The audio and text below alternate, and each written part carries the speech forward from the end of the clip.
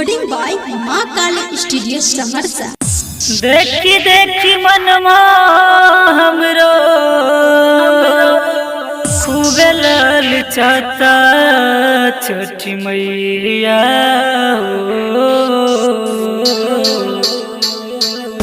हम करीले तोर बरतिया छोटी मैया हम करीले तोर बरतिया। देखी देखी मनमा हमरो देखी देखी मनमा हमरो खूबे ललचाता छोटी मैया हम करीले तोर बरतिया छोटी मैया हम करीले तोर बरतिया। डीजे कंचन राज हाजीपुर वैशाली।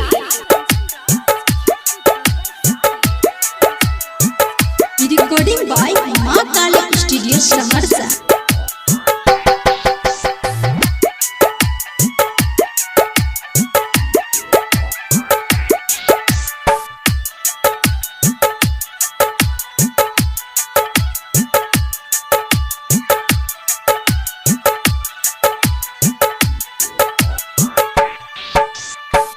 बांस के सूप दौरा बहगी बनाई ओही में फल पक मनमा सजाई।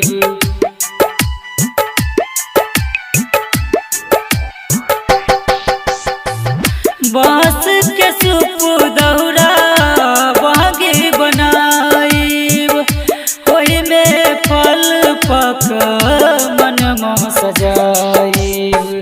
बाजनी कदिलू मैया बाजनी कदिलू मैया उतवा के आशा छोटी मैया हम करीले तोर बरतिया छोटी मैया हम करीले तोर बरतिया। डीजे कंचन राज हाजीपुर वैशाली।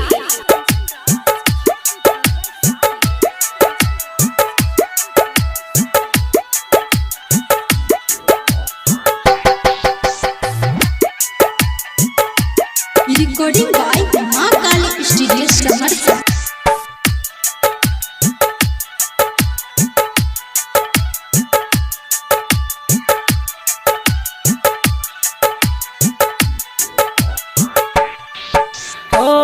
चार बजे भोरही में जाइब चाची गाचो जल्दी तैयार हो कि चली रउर साथ हो।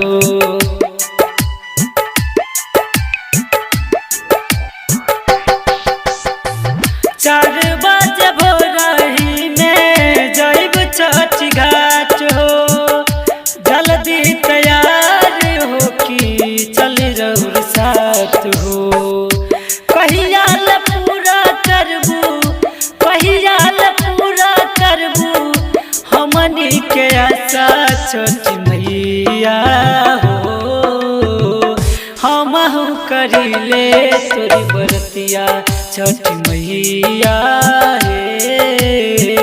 हम करीले तोरी बरतिया। DJ Kanchan Raj Hajipur Vaishali. Recording by Maa Kali studio समरसा।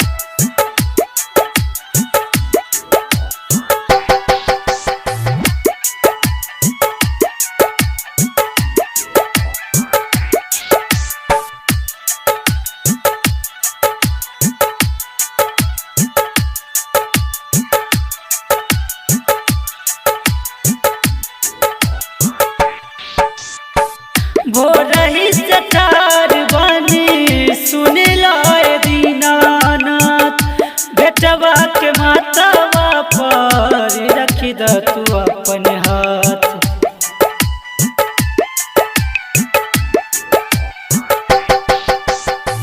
भोरही से ठार बनी सुन लाए दीनानाथ बेटवा के माथवा पर रखी द मोनू माही के